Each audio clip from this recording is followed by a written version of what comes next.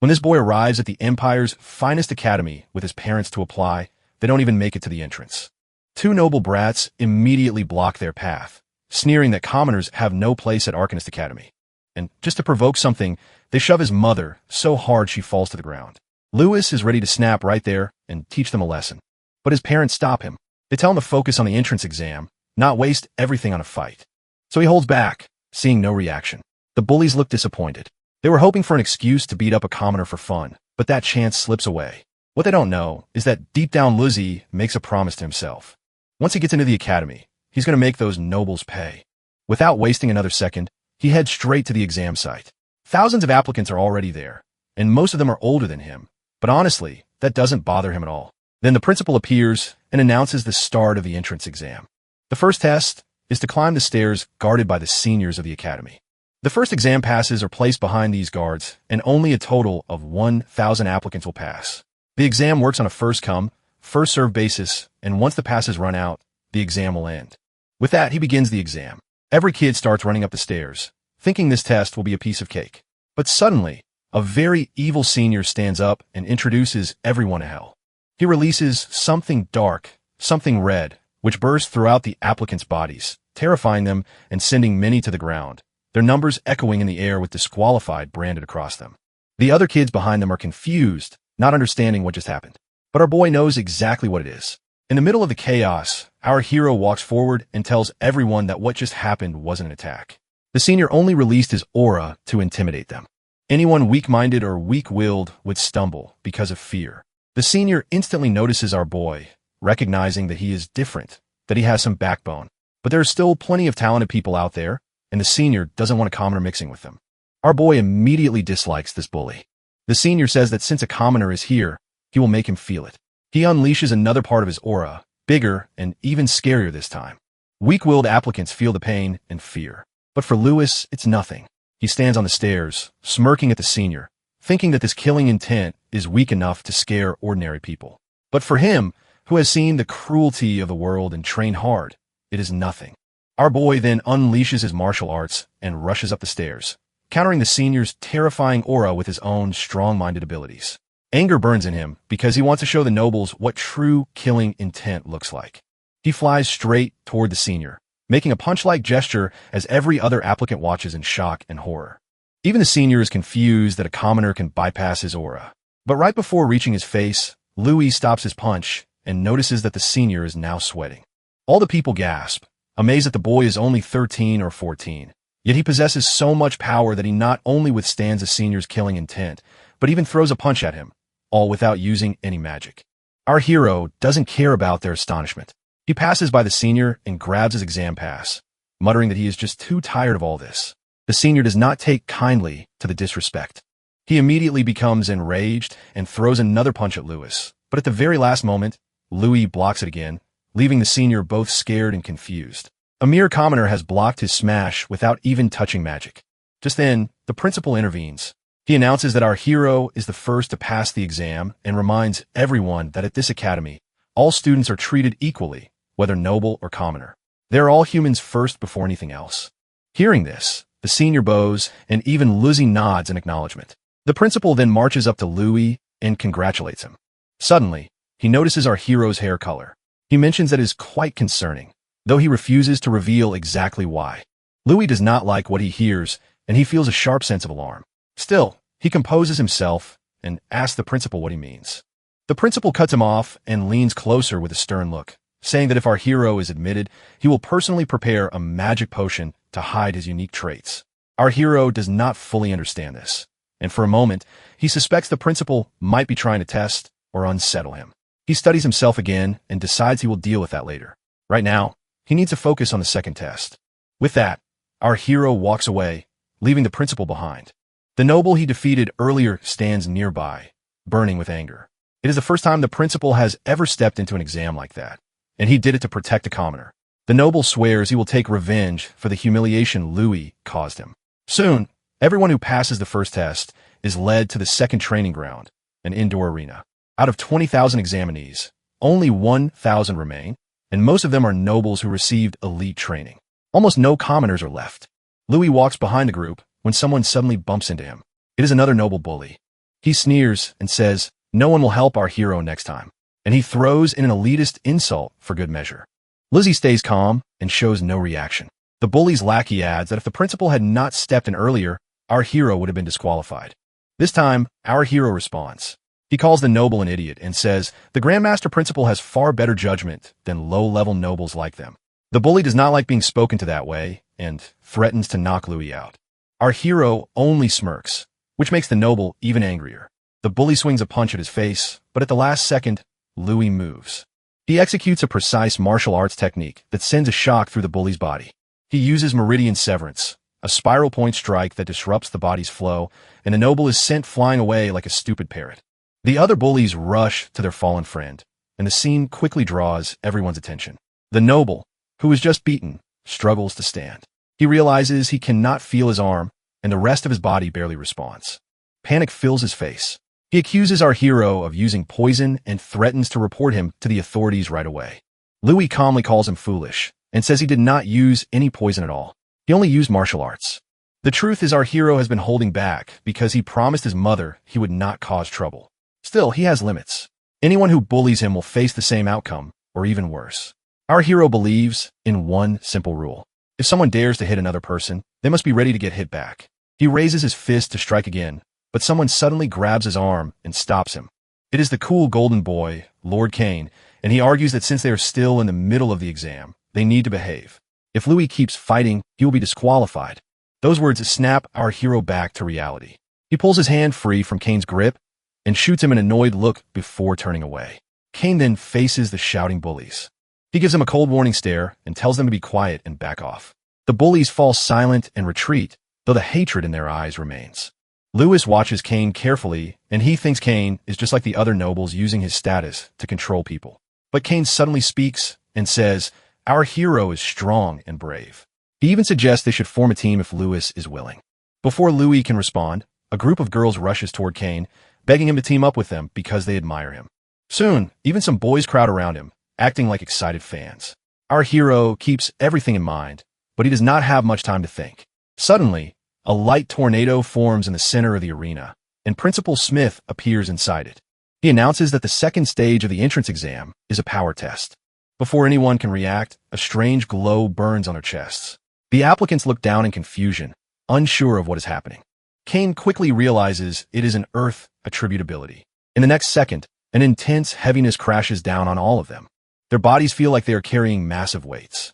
Many struggle to stay on their feet. Even Kane grits his teeth as he fights to stand upright. Then he notices something shocking. Someone is walking forward as if nothing is wrong.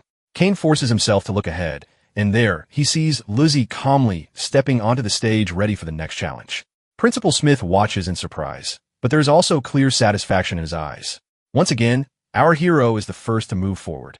Despite the pressure and the overwhelming weight, he walks as if nothing is holding him back.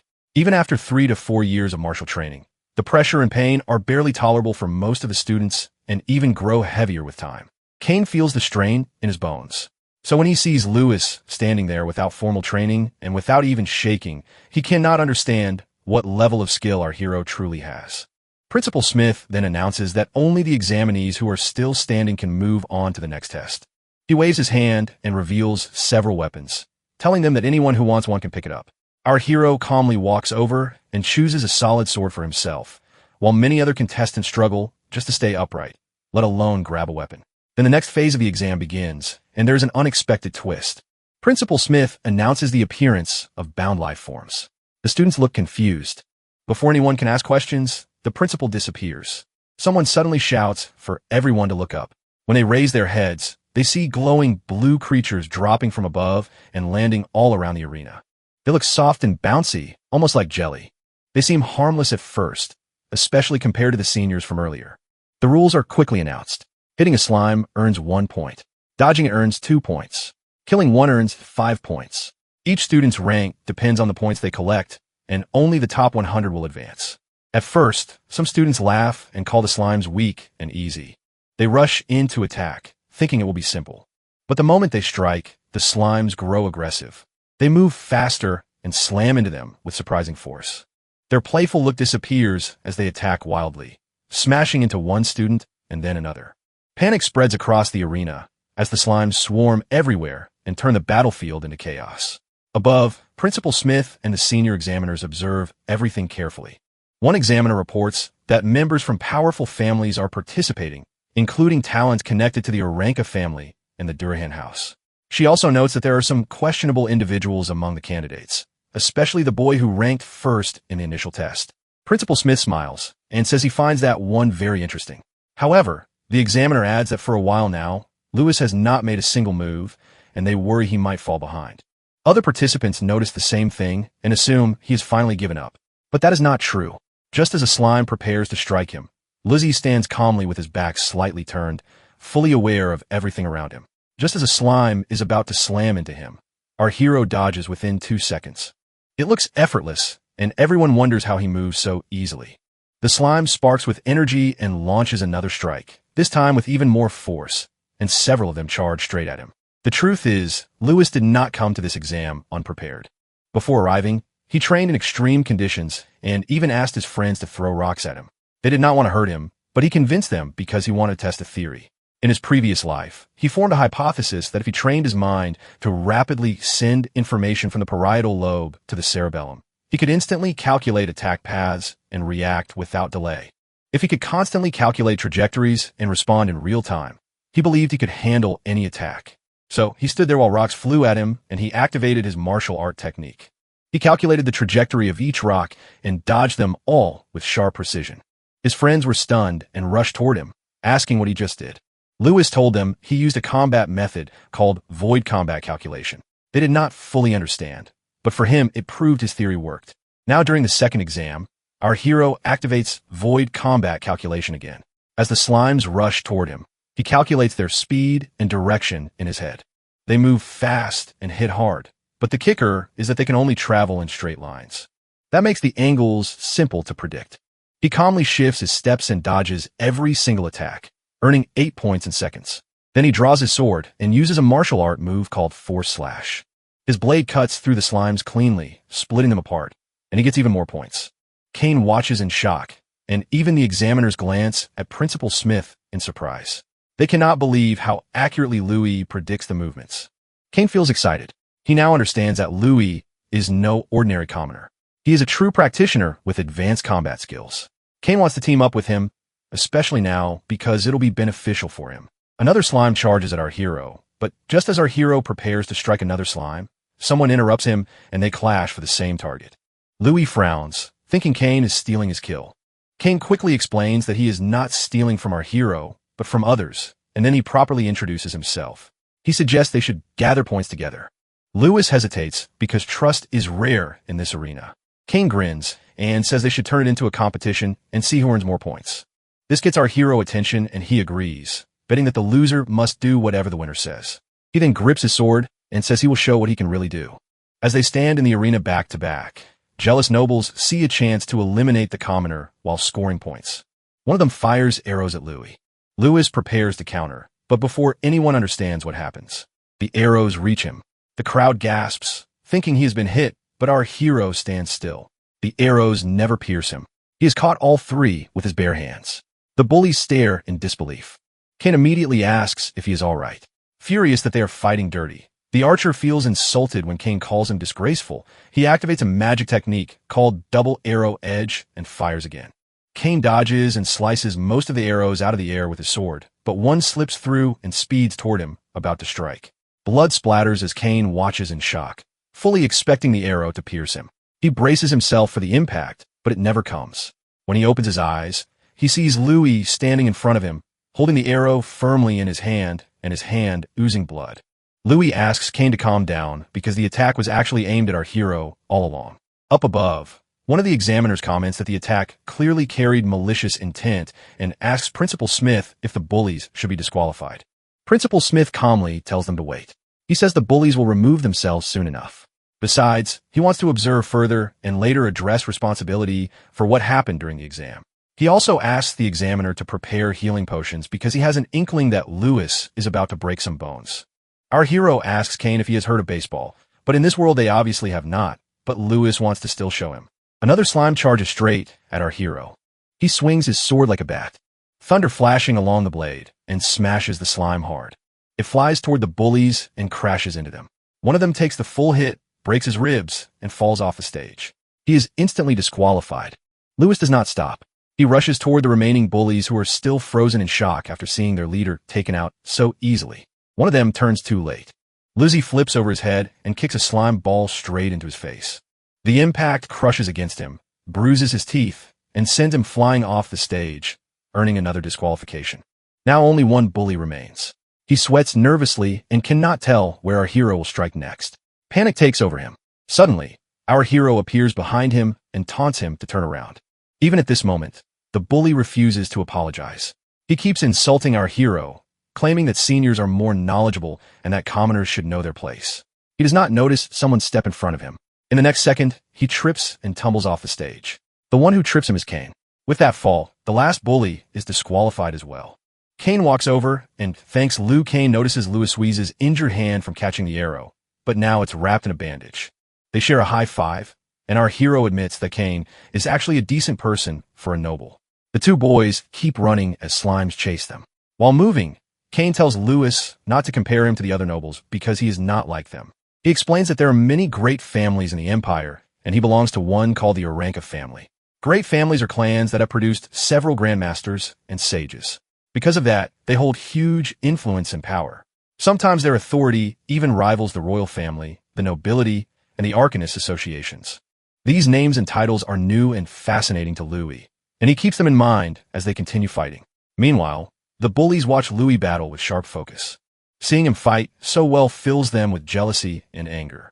They refuse to let someone they see as lowborn take their points, so they launch an attack toward Louis and Kane.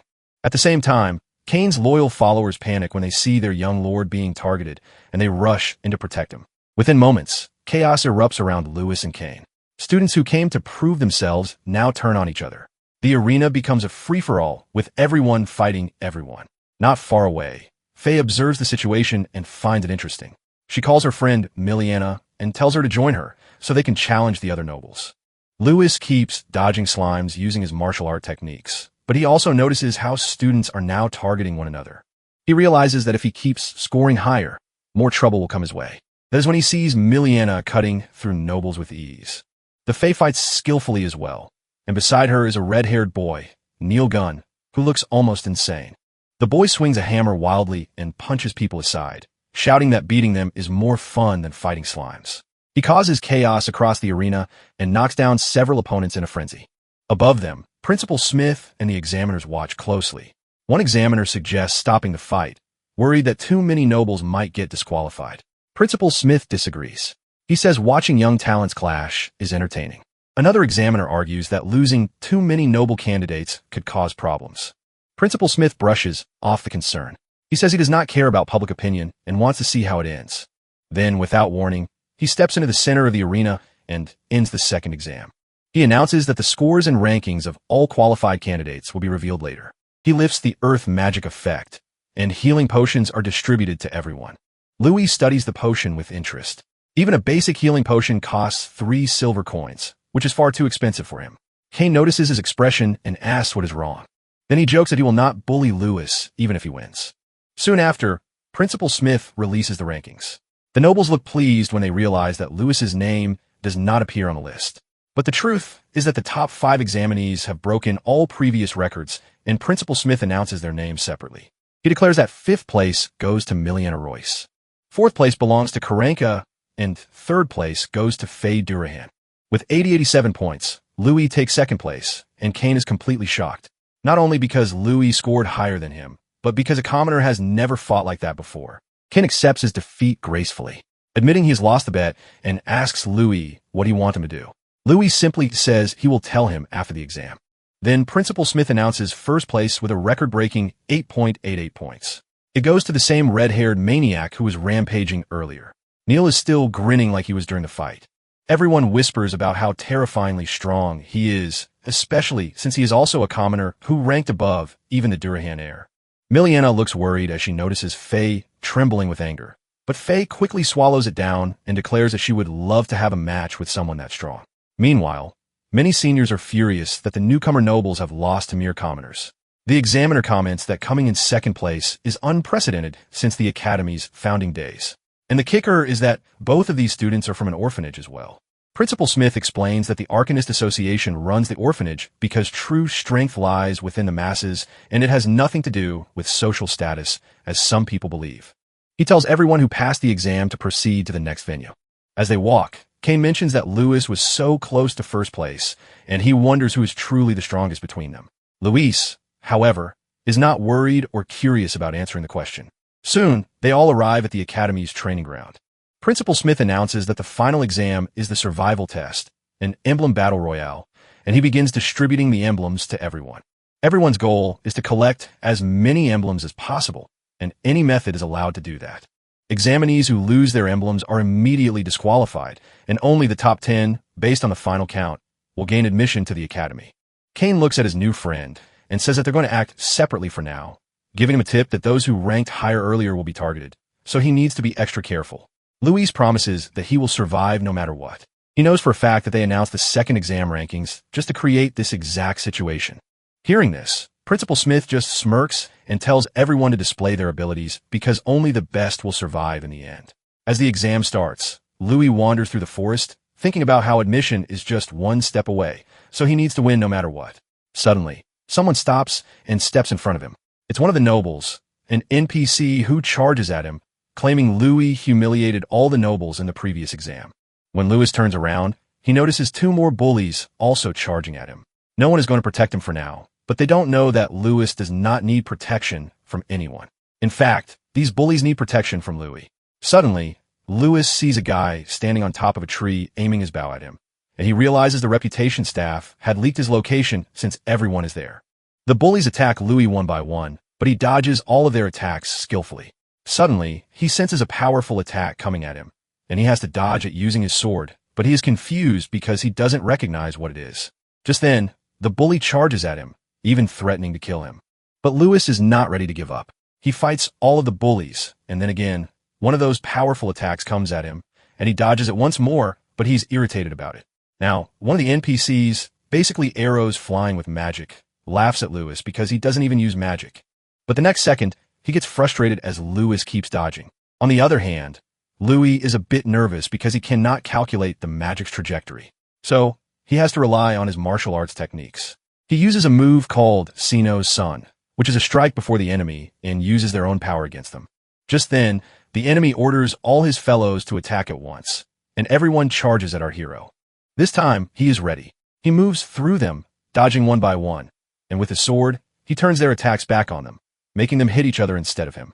Even when a guy throws arrows with magic, Lizzie dodges at the last second, causing another bully to get struck instead. He tosses the injured bully like trash and uses a spear to hit the guy on top of the tree. One by one, he defeats all of them and collects their emblems, laughing at his victory. Still, one fighter urges his allies to attack again, but this time, Kane takes his bow and makes him fall to the ground.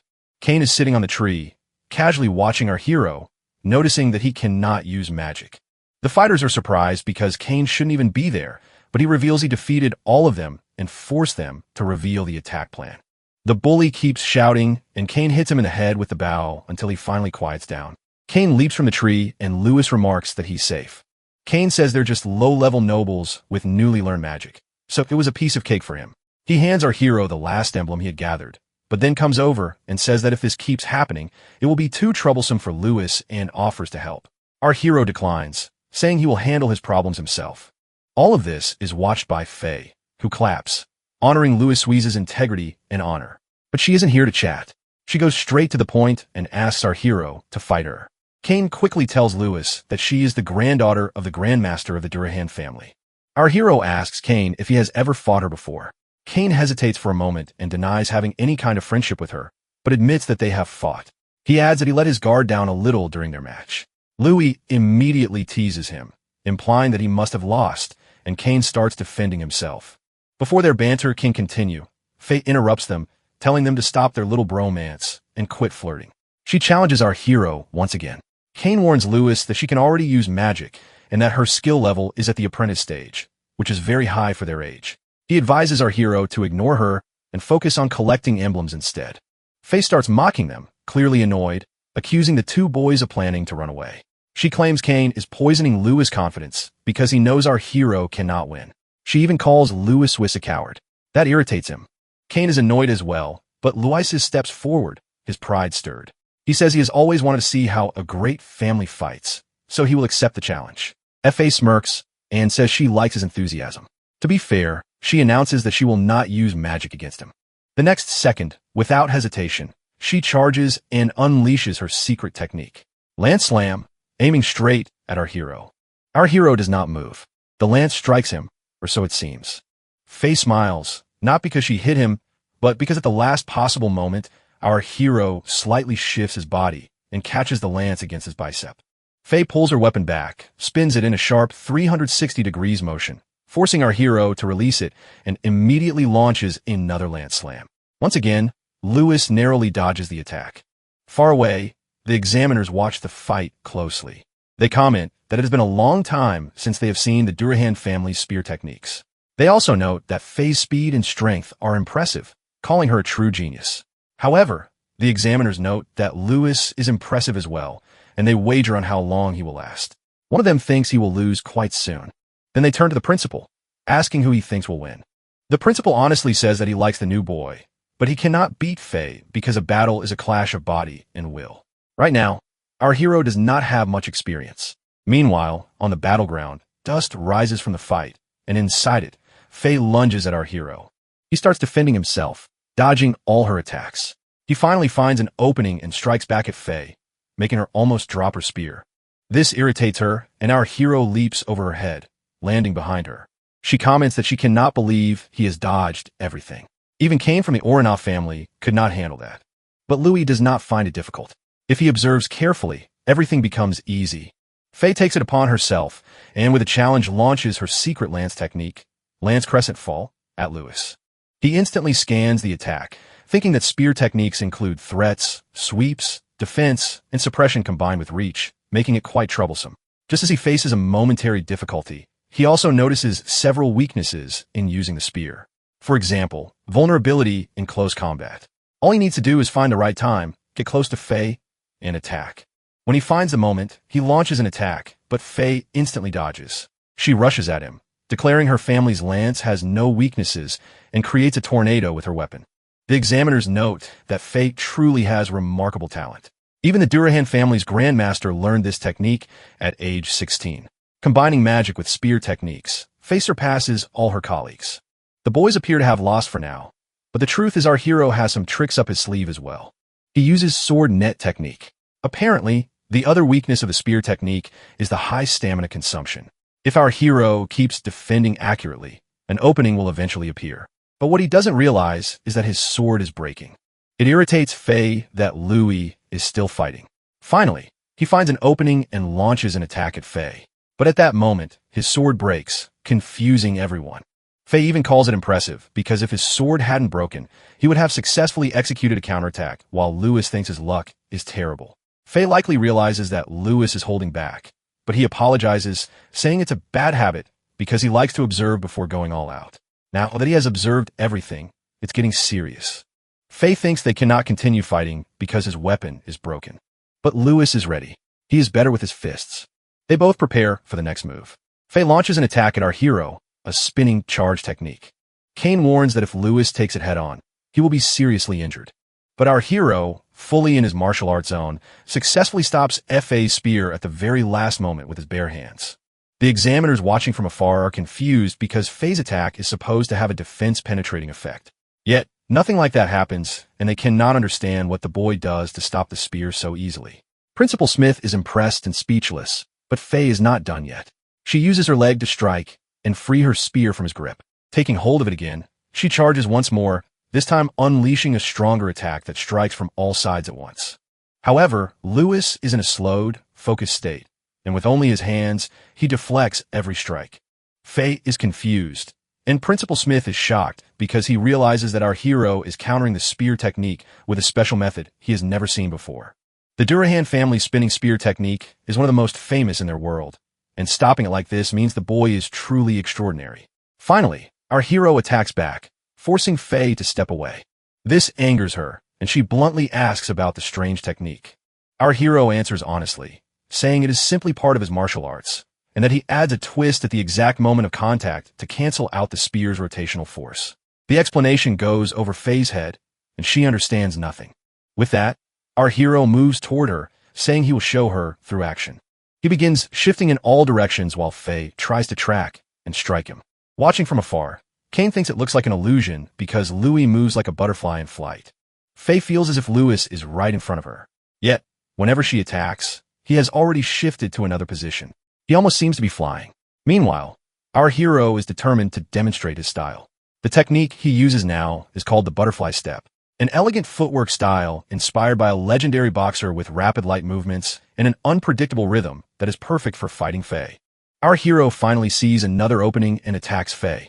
He punches her, sending her flying backward. Kane watches from afar, unable to believe his eyes, and even Principal Smith thinks it is unexpected that Louis is able to deal such heavy damage to Faye. The examiners note that even without magic, very few people can defeat Faye in pure combat skill. And perhaps this boy truly is a genius in hand-to-hand fighting. But Faye is furious because she is not finished yet. She rises and declares that she comes from a great family with an unbreakable fighting spirit, and she cannot lose so easily. She throws her spear aside, which confuses Louis because now they are both entering close hand-to-hand combat. Faye rushes toward him, and our hero uses martial arts techniques like Wing Chun and Pakeo to defend himself against her crushing fist. Even so, his defense is not perfect, and Faye manages to injure his hand. Instead of getting angry, he smiles and brushes off the pain. Faye reminds him that her family is not built on weakness. She then unleashes Crushing Fist Level 3, but this time our hero is ready. He shifts into boxing techniques, and the two exchange fierce blows. Louis feels exhilarated, and something dark inside him begins to stir. He does not fight for the sake of violence, but because he enjoys using his strength to its fullest.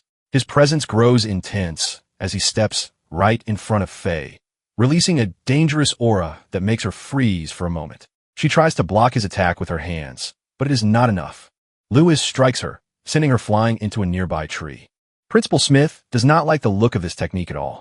The remaining students watching the fight cannot believe that a commoner possesses such power. Suddenly, one of them begins to feel sick and starts shivering, realizing that the sensation comes from the overwhelming aura our hero is releasing. These are the same bullies who conspired against our hero earlier, and they are furious because no one expected a commoner to be this powerful. The other boy, who was vomiting just moments ago, feels sick to his stomach as he thinks that they must eliminate our hero now. If the legend is true, then they cannot let him live. From a distance, they watch as Louis seems almost like a maniac, marching and running toward Faye, who is already injured and exhausted. She barely has time to defend herself before Louis throws another punch, sending her flying once again. He charges at her while she is still on the ground. It is clear that his power and speed are on a completely different level, and there is no way she can win in this state. He prepares to strike, and at the very last second, fearing for her life, she uses her magic martial arcane to protect herself and counterattack. The impact sends both of them flying apart. Suddenly, our hero returns to his calm and normal self. He looks down at his injured hands and silently reflects on the power of magic. Kane rushes over and asks if he is all right. Our hero answers that he is fine, though he is not sure about Faye.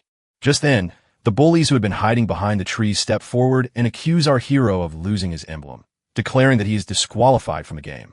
Louis looks down and realizes that his emblem has been burned to ashes. Kane immediately steps in to defend him, insisting that it was an accident. The bully smirks and says that the principal has seen everything, so Kane will not be able to help a commoner cheat today. He steps forward, tells our hero to drop everything, and orders him to leave because he is ruining the exam. He even calls our hero trash who should disappear, but Fa suddenly tells them to stop. Everyone turns to look at her. Lizzie is shocked to see that she is this injured and still standing. The bully asks if she is really trying to protect a commoner, warning her that she will be disqualified for breaking the rules. Faye does not care about his opinion. She admits that our hero earned his point and that she was the one who accidentally used magic. She apologizes for it. Kane cannot believe what he is hearing. The great Faye apologizing to our hero. But Louis apologizes as well, saying that he was the one who lost control earlier, so he should be the one saying sorry. Faye accepts his apology, though she is still upset about losing. She says that he forced her to use magic. Still, she wants a rematch before they officially enroll. The bully laughs, reminding them that he already has 4 emblems and that Louis would not even qualify. But in the next moment, Faye tears a strip of cloth from her outfit and hands it to Lewis. It represents the 14 emblems she has collected. Just like that, our hero is suddenly ahead of the bullies. Before leaving, she teases Kane and tells the bullies that weak people should not pass and those who deserve it should not fail. She refuses to let such injustice happen. Then she lifts her spear and reminds them that only 10 people can pass. Her new goal is to collect more than 14 emblems to guarantee her place. Kane grins and says he was thinking the same thing. The two of them rush back into the competition, determined to gather more emblems, qualify for the academy, and settle their ridiculous bet. Our hero watches his two new allies run off, a faint smile on his face. He does not notice that Principal Smith and an examiner are descending from the sky to speak with him. The principal approaches our hero and calmly explains that since his emblem has been burned, he is disqualified and will be escorted out. Lewis accepts this without any argument. Meanwhile, the bully clenches his fists and mutters that this is not over. He turns to his friend and says he never wants to see Lewis's face again. But his friend reminds him that if Faye and the others manage to defeat enough opponents, then Louis might still find a way to pass. The bully, however, is too consumed by hatred to think clearly. He begins to imagine that if an examinee were to die in an accident during the exam, it would not seem strange at all, especially if that examinee is a commoner.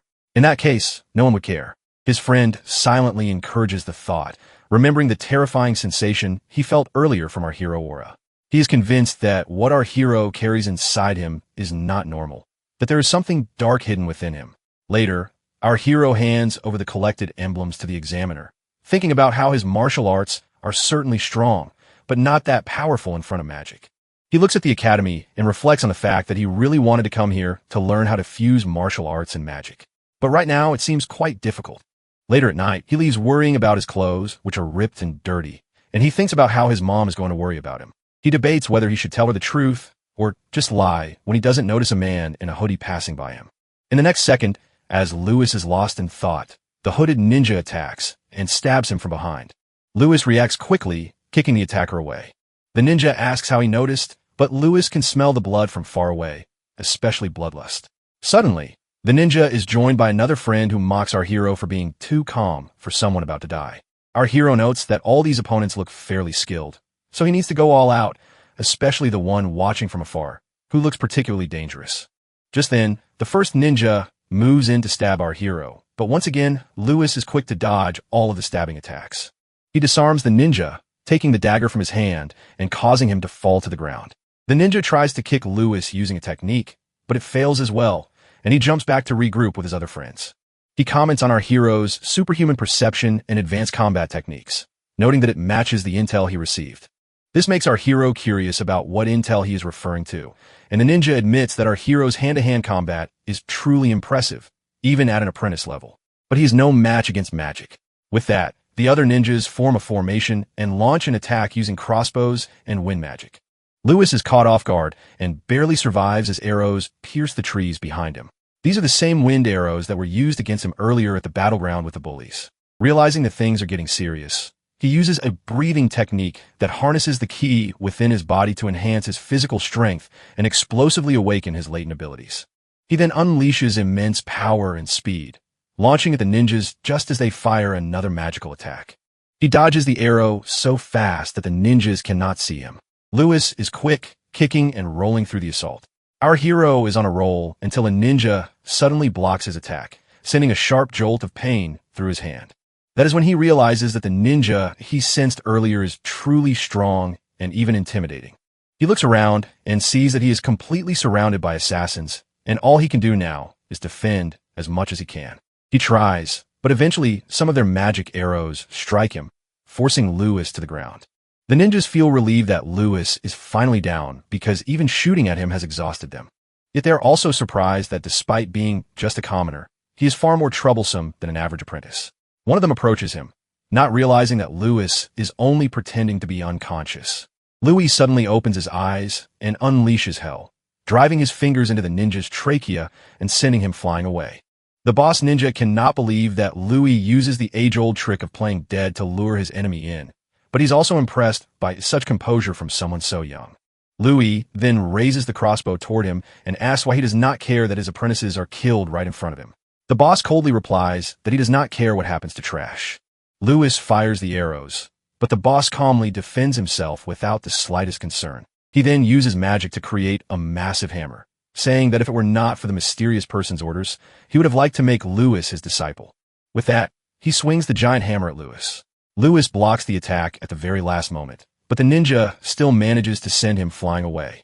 While Lewis is still in the air, the boss ninja flies up to him and once again strikes him with his magical hammer, sending him crashing violently into the ground. As he attacks, he declares that Lewis's abilities surpass even those of an apprentice. But in the end, Lewis is still just a beginner and nothing compared to a high-ranked fighter like himself.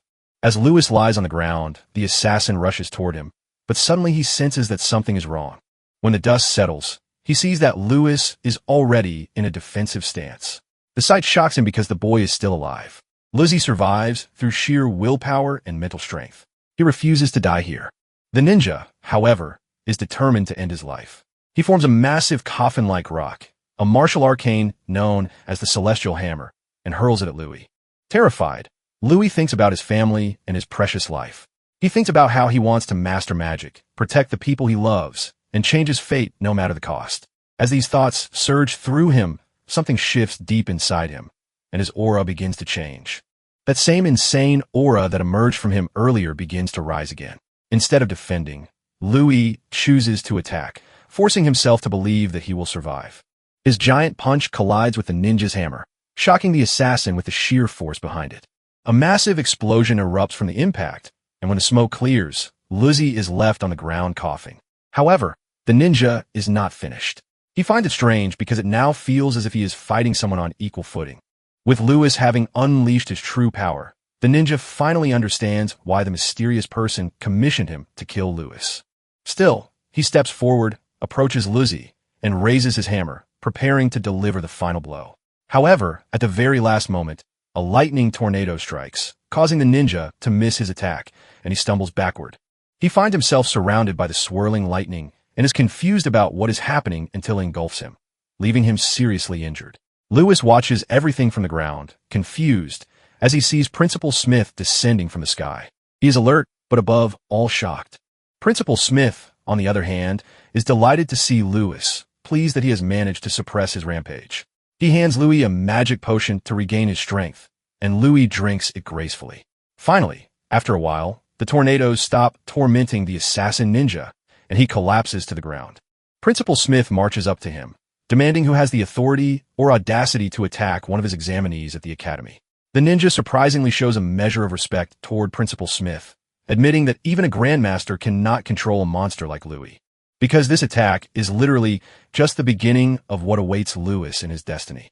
Suddenly, the ninja explodes right in front of Principal Smith and Lewis, and the principal cannot immediately comprehend it. He realizes that since the ninja died by suicide, it could be the work of the assassin guild who might have sent a bounty on Louis Weeze's head. Even so, he hopes he is just overthinking it. Meanwhile, Lewis stands up, marveling at the fact that he is fully healed thanks to the advanced healing potion. He is genuinely happy with the results, noting that even his bones are completely restored. He then asks the principal why he always saves him whenever danger strikes, but the principal replies that he will answer that question at home. At that moment, Louis suddenly remembers something he had forgotten and panics instantly.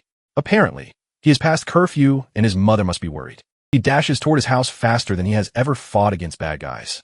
Meanwhile, Principal Smith summons a snake-like magical entity called Sky, orders it to clean up the mess, and follows Lewis.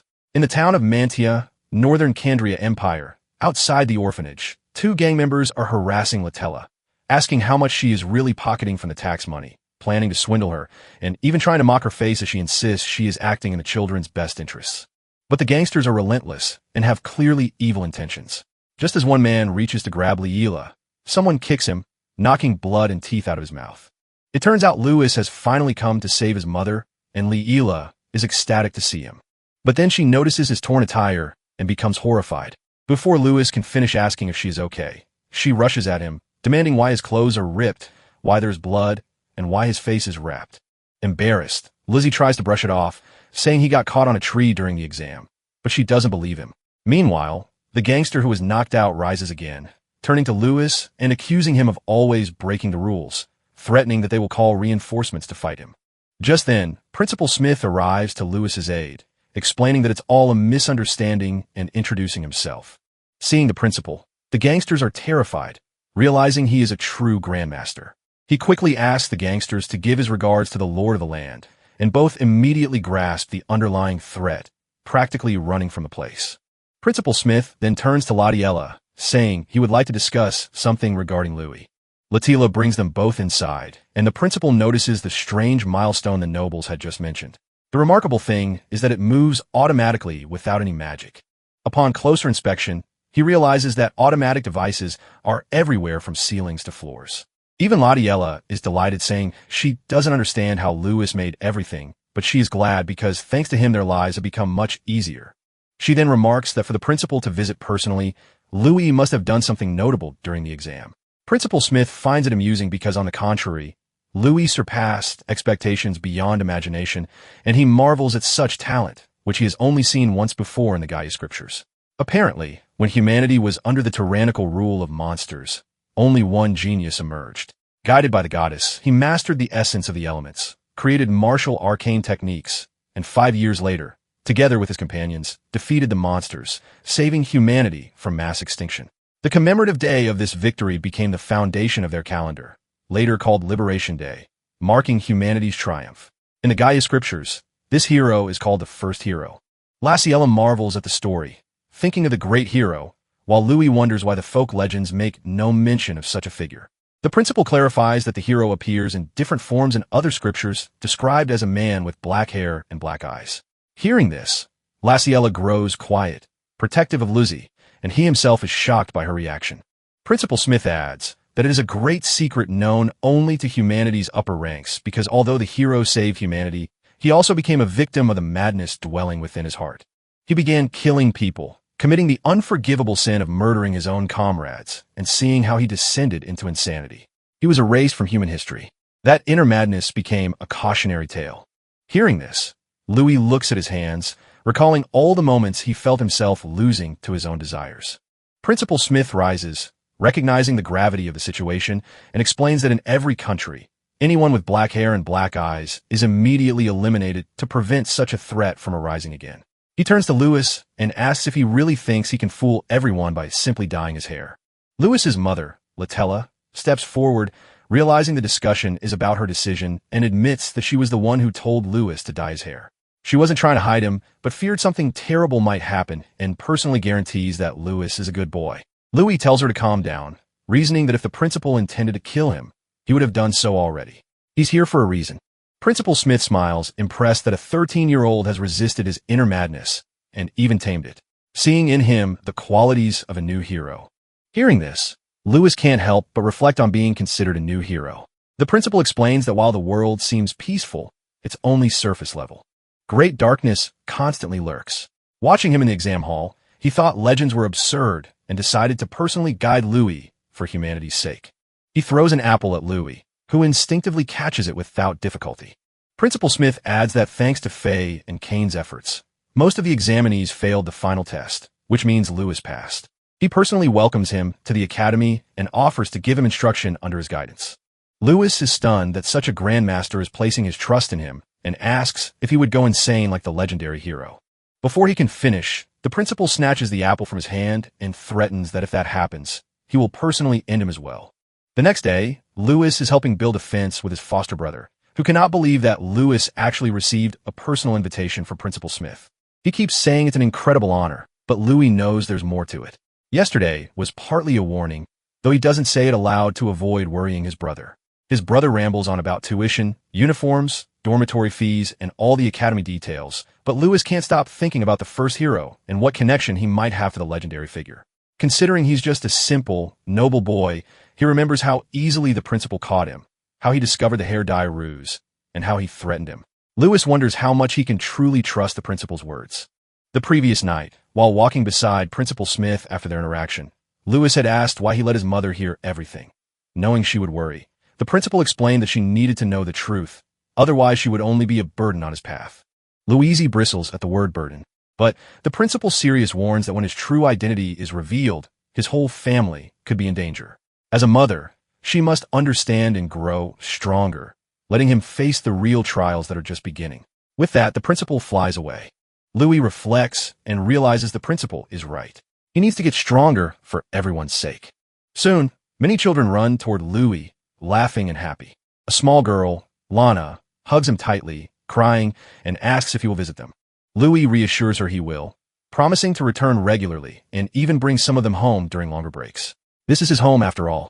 They make a pinky promise, which Louis keeps close to his heart. Suddenly someone calls for Louis. A noble butler arrives explaining that he serves the Oranka family, and young Master Kane wishes to invite Louis to their manor. He hands Louis the invitation, which seems authentic, showing that Kane wants to deepen their friendship before school starts. Excited, Louis accepts the invitation and steps into the carriage. At the town of Candria, Empire Harzen, Louis finally emerges from the carriage as the butler bows.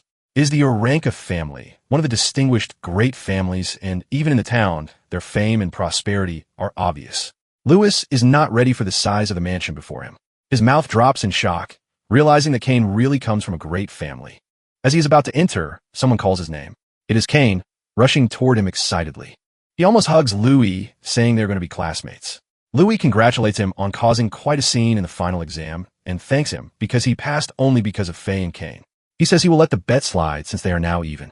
Kane, however, says that is a separate matter, and they should still keep the bet going. Besides, Louis already has the ability to pass, and the best part is he has FA's seal of approval, which is rare. As they enter the house, the maids bow to Kane and Louis.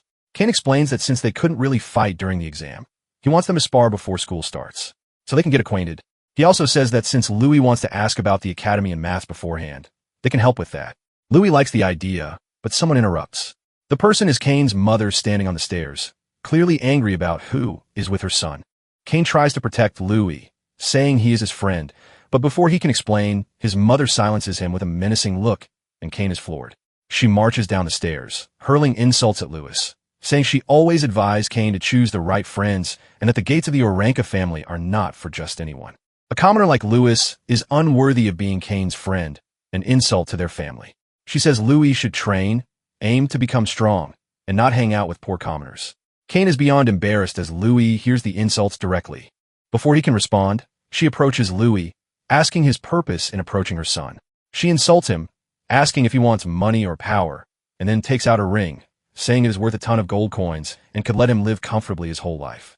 She throws it at his feet in an insulting manner and tells him to pick it up and go home. Seeing this, Kane is embarrassed and speaks up, asking her to stop insulting his friend. He apologizes to Louis, but then he sees Louis crouching down to pick up the ring. Louis says he became friends with Kane because he recognized his ability. And if his mother thinks Kane's ability is worth so little, she should be ashamed of belittling her own son. Kane cannot believe how Louis turned his mother's words against her, and she is furious, screaming at the servants to throw Louis out of the palace. The servants rush to grab Lou, but Kane tries to stop them, arguing that Louis is even more talented than him. He reminds his mother that Louis broke past records in the exam and even beat Faye, but his mother does not believe him. She thinks a commoner surpassing the children of great families is not only unheard of, but impossible. She mocks Kane, asking if he really expects his ridiculous lies to work on her. Kane insists it's not a lie, and Louis adds that if he is around, Kane can become even stronger. This enrages Kane's mother, who cannot believe that a mere commoner dares speak in front of her. Her voice echoes through the great hall, but then the doors open and a mysterious figure enters the palace. It directly refers to Louis, asking if he really said that if he is around, Kane would become stronger. Everyone turns to look, and Kane's mother is horrified to see her husband, the master of the Oranka family, standing there. She stutters, calling him William, and rushes to him, saying they should leave and that Louis will never catch up. But William sidesteps her and turns to his son, who bows and greets him. Louis greets him politely, realizing that Grandmaster William has an incredible aura and is on the same level as Principal Smith. His father, however, does not pay attention to Louis's words. He turns to his son, asking if Louis's words are true. Kane confirms that Louis's ability exceeds his own. William then decides to challenge Louis, asking him to prove it. He unleashes his insane aura with intense killing intent, so overwhelming that Louis feels like he cannot breathe and that a lion is looking straight into his soul, tearing at him. He feels William is trying to kill him, but at the very last moment, something miraculous happens. Louis feels like his whole body is being torn apart, but thankfully he manages to resist William's willpower with his own aura. His hidden strength surprises everyone. He never expected this level of power from a literal grandmaster. However, Thanks to years of constantly hunting monsters, he has built enough resistance against powerful killing intent. If this is only the beginning, then there is certainly more to come. With that, Louis gathers his aura and releases it from his body with such force that William is slightly shocked.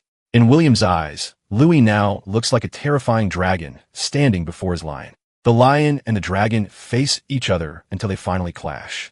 Cain cannot believe the power his friend is showing. As it turns out, Louis manages to withstand the confrontation, but in the end, he bows in front of William out of exhaustion. Cain rushes to his side and asks if he is okay, and Louis laughs it off. This moment finally makes William look at him more seriously.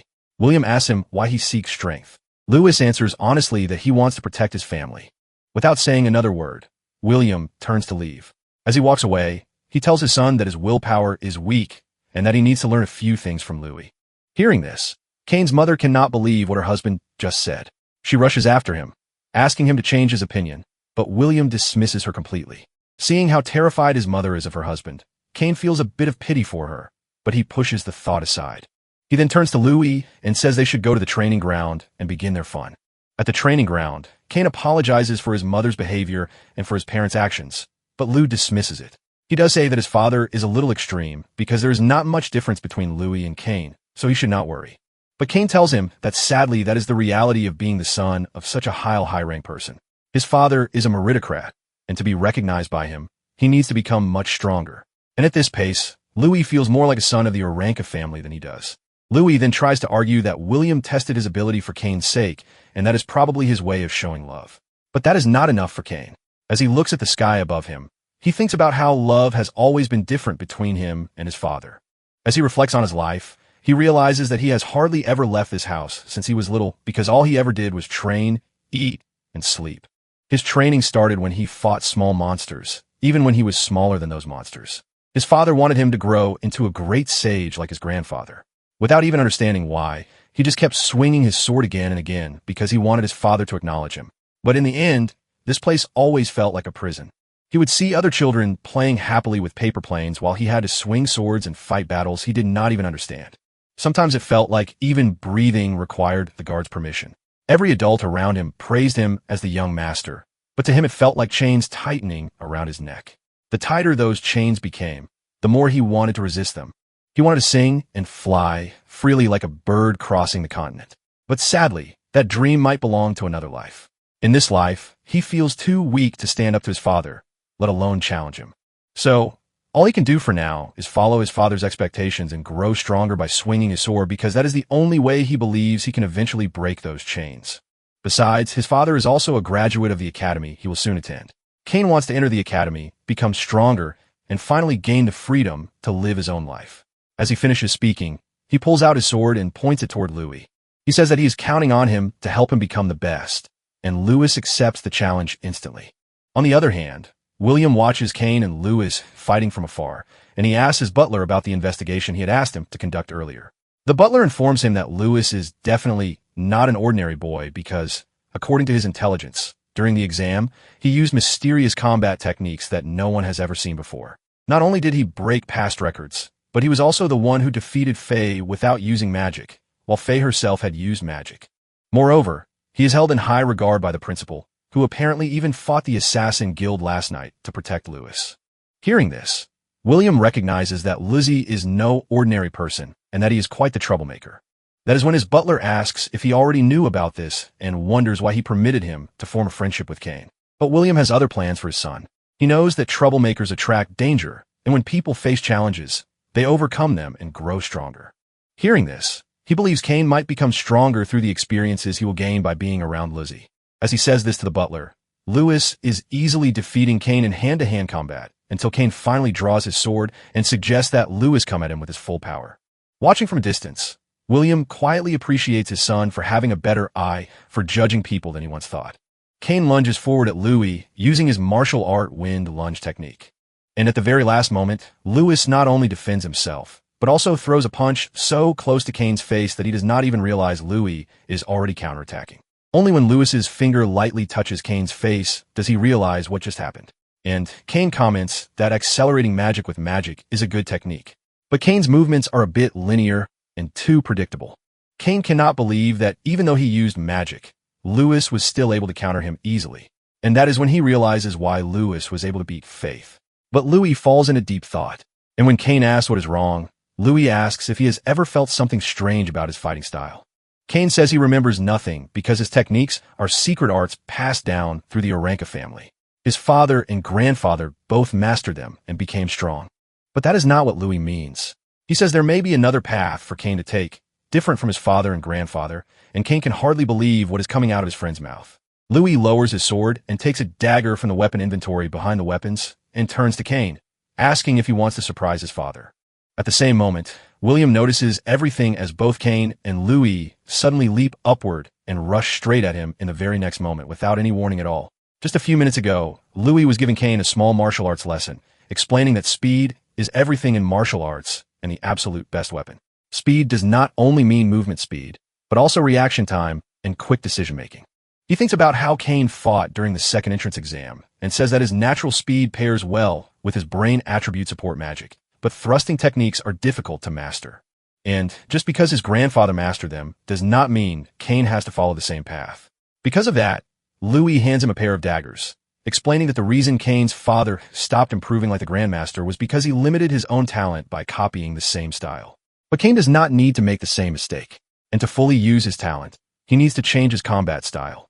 Louis asks if he's ready for that, and Kane likes the idea, saying that Louis is different from other nobles and that he will do anything to become free, even if that means learning new techniques. The two friends start laughing and even share cigarettes while talking about their plan to attack Kane's father to show Kane's ability and determination. And that is how they both ended up lunging forward at William.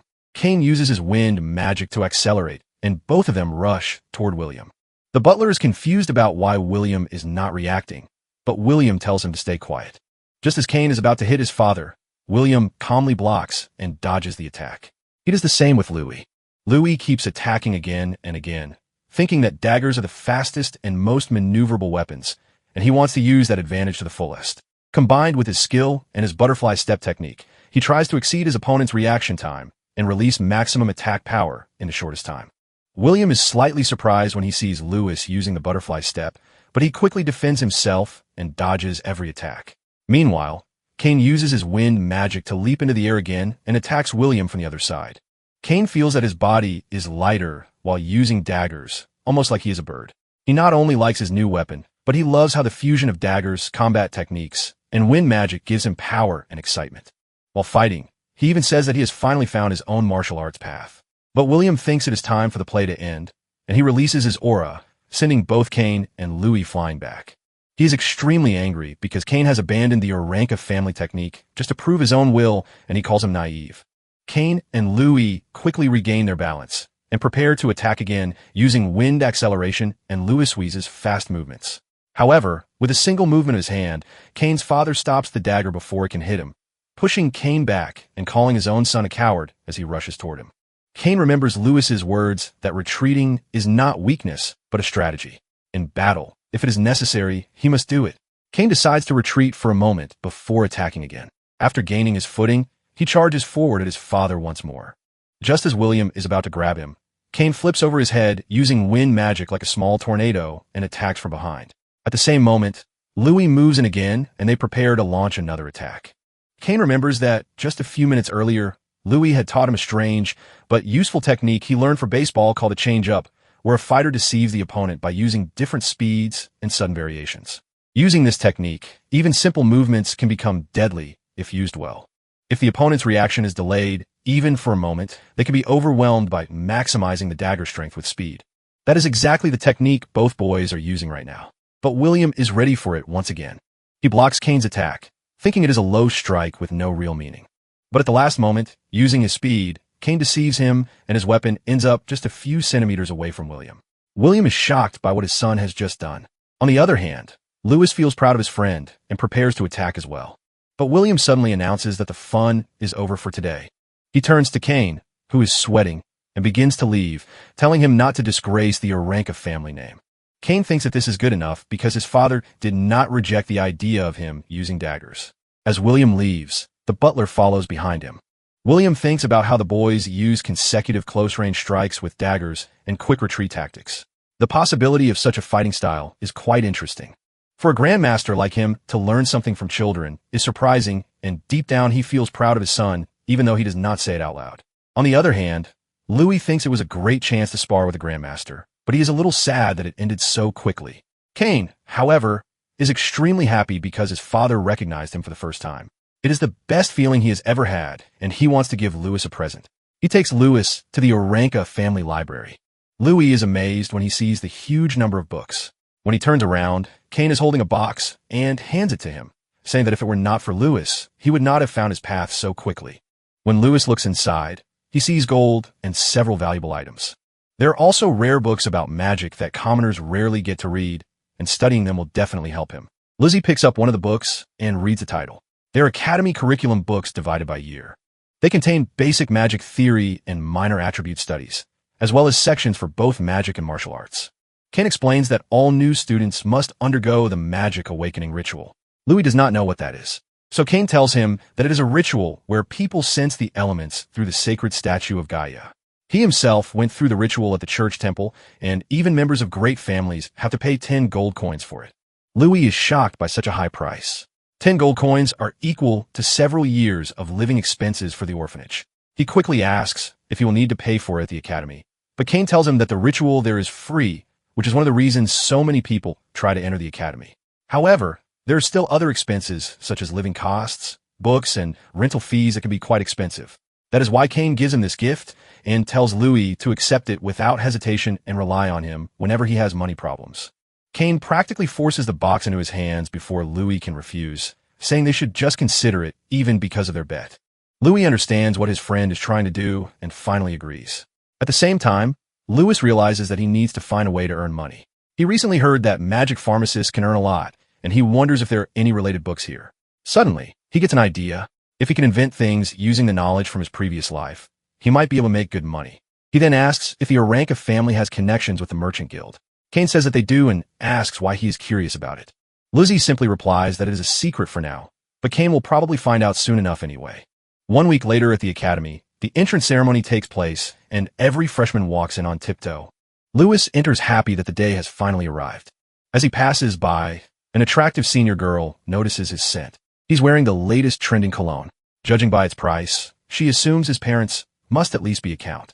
She decides she needs to network with him and rushes over, introducing herself as Rose from the 150th class and offering to show him around. Louis likes the idea and introduces himself.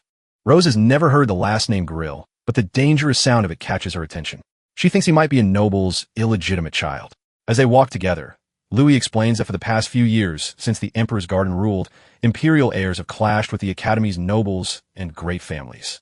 On the surface, the Academy looks peaceful, but behind the scenes, students struggle for educational resources.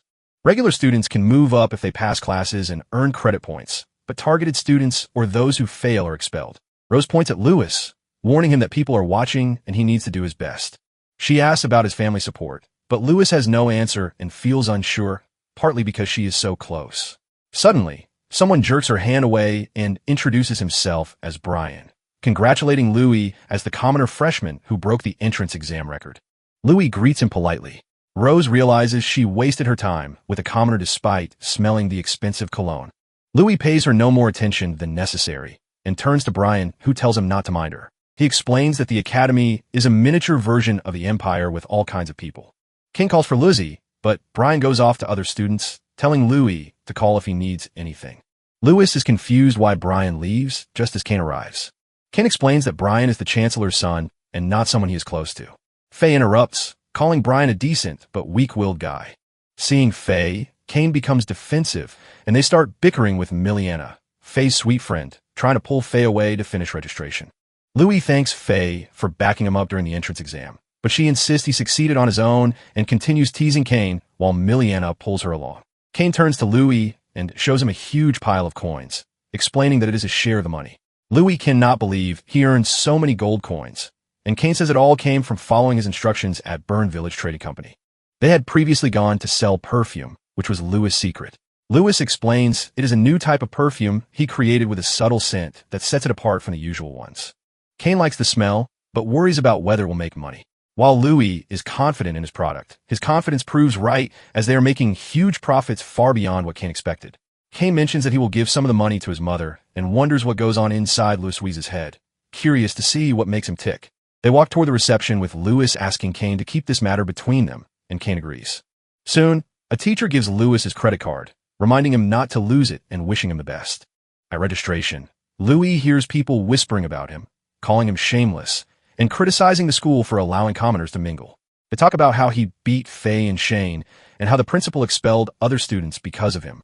Louis realizes that Sheath was expelled, and Kane explains that Sheath had hired the Assassin's Guild, and once the school discovered this, he was expelled immediately. Louis finally understands that Sheath was after him all along. Kane adds that Sheath has an older brother named Jess, whose actions are unpredictable, so Louis needs to stay close. Louis makes eye contact with Jess, but feels neither worry nor anger. While Jess is excited, knowing the real fun is about to start and planning to make Louis the worst student in the history of the academy. At the academy's grand hall, all the new students gather as the principal welcomes them, saying they should be proud of overcoming many hardships and making it into the academy. But the truth is that this is only the beginning of their lives, and they need to keep studying hard and aim to truly become powerful. One day, many of them will find their own paths and become pillars of the empire. Next, he announces that the entrance exam speech will be given by the freshman representative, Neil Gunn, and asks him to come onto the stage. Neil marches up confidently, shocking every student who were disgusted, but also intrigued because he took first place on the exam. His killing intent is insane, but he is not wearing anything at all. The examiners are horrified and want to stop him, but the principal intervenes. Neil turns to the freshmen, calling them morons, and saying his goal is to beat every single one of them until they all die. The students are enraged, thinking he is arrogant, believing first place does not give him the right to treat them like that. Neil tells them to shut up, and they all remain silent, knowing they are weaklings. Seeing how problematic Neil is, the examiners worry about his future and how they will teach such a child, even considering quitting. Neil then throws his hammer from the stage at someone, declaring his real opponent is him. As the hammer lands in front of Louis, Neil jumps onto it like an insane master, saying they're going to have a legendary battle. Kane immediately steps in, protective and panicked, positioning himself between Neil and Louis, reminding Neil that the entrance exam is still ongoing and that he needs to behave and stay away from his friend. Neil taunts Kane, mocking him for being scared and comparing him to other nobles, calling them all weak and pale. Kane is furious, anger rising as he prepares to throw a punch, but Louis intervenes, stopping him and urging him to calm down. Neil then calls them both cowards and claims he does not mind taking them on, clearly provoking them. Brian arrives, trying to mediate, pointing out that he is one of the most talented commoners and urging Kane and Louis to get along for their own good, warning that selfishness will make it impossible to survive at the academy. Neil ignores him, telling him to get lost and dismissing him as unimportant. Brian feels embarrassed. Kane is amused and Louis is confused about why Brian is putting up with Neil and defending him. Around them, students gossip, shocked that a commoner like Brian will be treated so rudely. Kane grins at the embarrassment. Neil takes the bait, threatening to smash Brian's head, but the teacher stops him, reminding him that student-on-student fighting is prohibited except during supervised classes, tests, or official tournaments, and any violation leads to immediate expulsion. Neil's demeanor shifts. He becomes slightly embarrassed, realizing no one wants to be expelled from a serious university. He backs off, deferring the fight for now, though the threat between him and Louis remains. The teacher concludes the entrance ceremony, announcing that students are free for the rest of the day and classes start tomorrow. Louis is confused about why Neil suddenly targeted him, and Kane tries to blame Faye, dragging her into the argument. Faye resists, striking Kane and pointing out that their near expulsion was partly her fault as she fought Neil during the final exam. The match ended in a draw, though rumors claim Neil lost to Louis, fueling his desire for revenge. Faye feels relieved that Louis is safe and that the brawl turned out well, while Louis assures her it is no problem. They are on very good terms. But then Kane drags Louis away, warning him that everyone is watching and indeed students are staring at them, making it clear they are already widely disliked. Later, Kane and Louis go to the academy shop, and Louis is shocked by the prices of everything because they're so expensive. The girl seller says it's not so bad, pointing out that a fluffy feather pillow is only 30 silver coins, but even that seems too expensive. She shows even pricier pillows, and Louis slaps his forehead in disbelief at how costly everything is. Kane tells him it's still on the cheaper side because he will need daily necessities, so he should splurge on himself once in a while. Louis immediately realizes the power of money and credits. He secretly uses some savings to buy the cheapest new Life Arter set for 100 silver coins, and the girl agrees. He is happy and relieved that he made money with the perfume beforehand, because otherwise he would have been doomed. And now he plans to send the rest of the money to the orphanage. He notices the magic potions essential for cleaning and thinks about finding more ways to earn. For now, he sees Faye and Miliana walking, talking about heading to the dorm with Faye asking Mana about her magic awakening ritual tomorrow. Louis looks at the bags in front of them and in their hands, realizing how much money they spent on his packages and thinks about how hard his family needs to work at the dorm. He searches for room 60, hoping he is not stuck with a thug, when he notices someone blocking him by throwing a futon right in front of him.